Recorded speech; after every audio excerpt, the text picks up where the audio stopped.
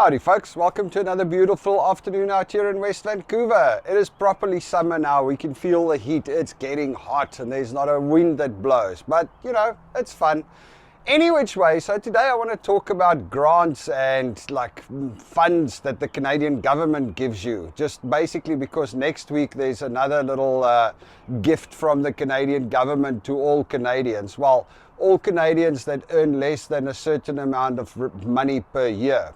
And it's a significant amount. I mean, both me and Melinda work and we still fall in under the threshold.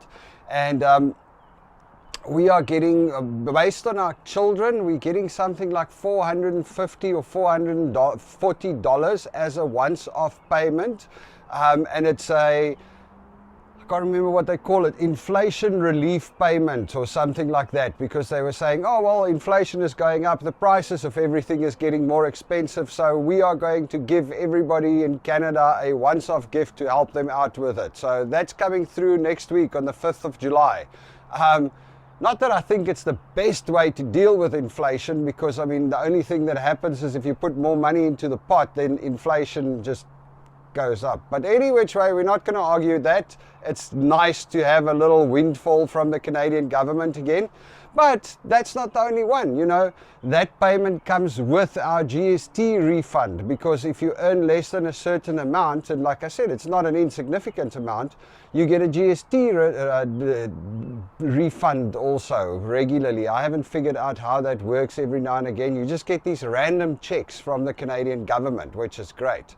And then, of course, you have all the grants. I've been digging a little bit deeper into the grants and looking at that for business and for employees. So, you know, if I in my business hire a student for 4 months over the summer or over this period to come and work for me part-time, the Canadian government will subsidize up to 50% of that student's salary.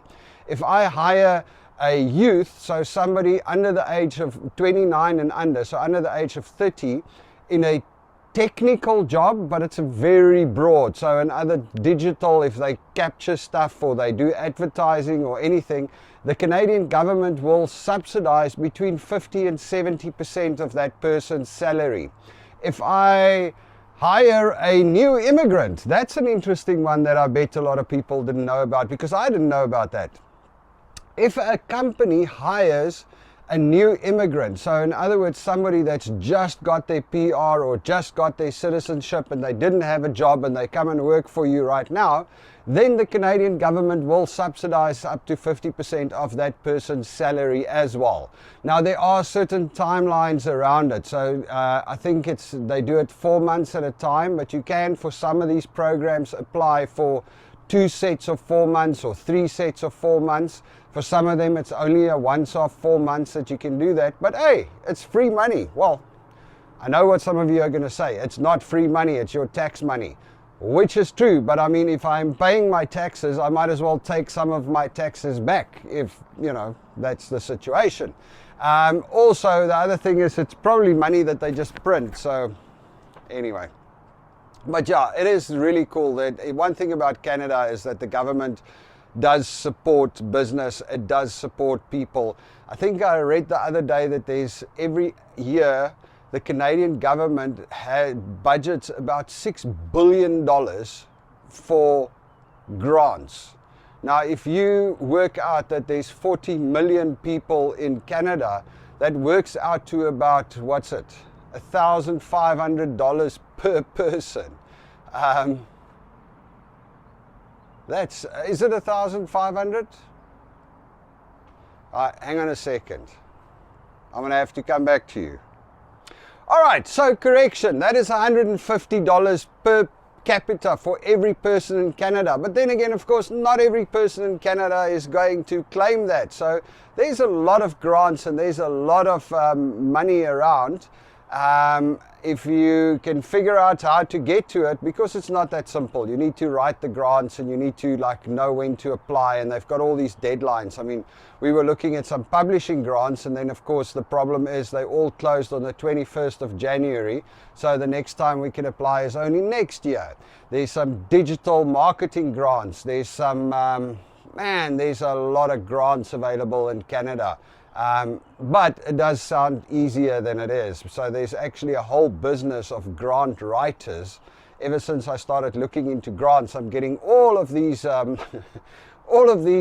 solicitations from people that will write you a grant for $1,000 or for 10% of the grant amount that you can get.